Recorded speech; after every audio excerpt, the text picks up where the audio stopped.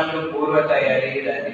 ಆಗುಹೋಗುಗಳ ಬಗ್ಗೆ ಚಿಂತನೆ ನಡೆಸಿ ಬಹಳಷ್ಟು ಪ್ರವೃತ್ತರಾಗಿ ಎನ್ನುವ ಕಾರ್ಯಕ್ರಮದಿಂದ ನನ್ನ ಮಾತನ್ನು ಮುಗಿಸುತ್ತಿದ್ದೇನೆ.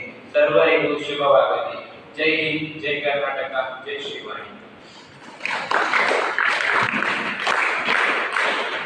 ಅಮೆರಿಕ ಅಧ್ಯಕ್ಷರಾದ ಡೊನಾಲ್ಡ್ ಟ್ರಂಪ್ ಅವರು ಈಗ ತಾನೇ ನಮ್ಮ ಕಲಾಪವನ್ನು ವೀಕ್ಷಿಸಲು ಬಂದಿದ್ದಾರೆ. ಅವರಿಗೆ ನಮ್ಮ ಆಡಳಿತ ಪಕ್ಷದ ಮುಖ್ಯಸ್ಥರು ಹೂಗುಚ್ಛವನ್ನು ನೀಡಿ ಗೌರವಿಸಬೇಕಾಗಿ ವಿನಂತಿಸಿಕೊಳ್ಳುತ್ತೇನೆ.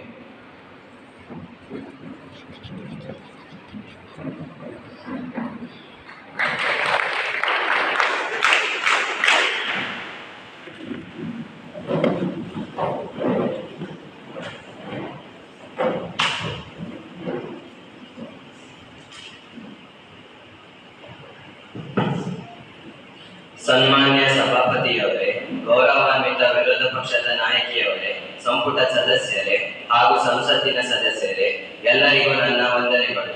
ವೇದಿಕೆಯ ಮೇಲಿರುವ ಮುಖ್ಯ ಅತಿಥಿಗಳು ಹಾಗೂ ಅಧ್ಯಾಪಕೇತರ ಸಿಬ್ಬಂದಿಯವರೇ ಹಾಗೂ ನನ್ನ ಸಹಪಾಠಿಗಳಿಗೆ ನಮಸ್ಕಾರಗಳು.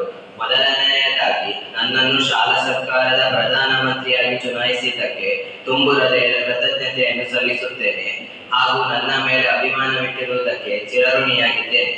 ಇಂದು ರಾಷ್ಟ್ರಪತಿಯವರ ಸ್ಥಾನದಲ್ಲಿ ನಿಂತು ಶಾಲೆಯ ಕನ್ನಡ ಅಧ್ಯಾಪಕರು ನನಗೆ ಹಾಗೂ ನನ್ನ ಸಂಪುಟದ ಸದಸ್ಯರಿಗೆ ಪ್ರಮಾಣ ವಚನವನ್ನು ಬೋಧಿಸಿದ್ದಾರೆ. ಇಂದು ಮಾಡಿದ ಪ್ರಮಾಣದಂತೆ ಮುಂದಿನ ದಿನಗಳಲ್ಲಿ ನಡೆದುಕೊಳ್ಳುವುದು ನನ್ನ ಕರ್ತವ್ಯವಾಗಿದೆ. ನಾನು ಎಲ್ಲ ಇಲಾಖೆಗಳಿಗೆ ಅವರವರ ಆಸಕ್ತಿ ಸಾಮರ್ಥ್ಯದ ಮೇರೆಗೆ ಮಂತ್ರಿಗಳನ್ನು ಈಗಾಗಲೇ ನೇಮಿಸಿದ್ದೇನೆ. ಎಲ್ಲ ವರ್ಗದವರಿಗೂ ಅವಕಾಶ ನೀಡುವಲ್ಲಿ ಪ್ರಾಮಾಣಿಕ ಪ್ರಯತ್ನ ಮಾಡಿದ್ದೇನೆ.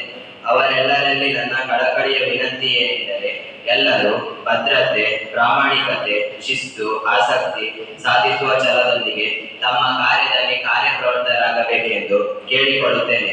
ನಾನು ಆಗಾಗ ಪ್ರತಿ ಇಲಾಖೆಗಳ ಕಾರ್ಯವೈಖರಿಗಳನ್ನು ಅವಲೋಕಿಸುತ್ತೇನೆ. ಒಂದು ವೇಳೆ ನನಗೆ ಮಂತ್ರಿಗಳ ಕಾರ್ಯ ಸರಿ ಕಾಣುತ್ತಿದ್ದಲ್ಲಿ ಖಾತೆಗಳನ್ನು ಬದಲಾವಣೆ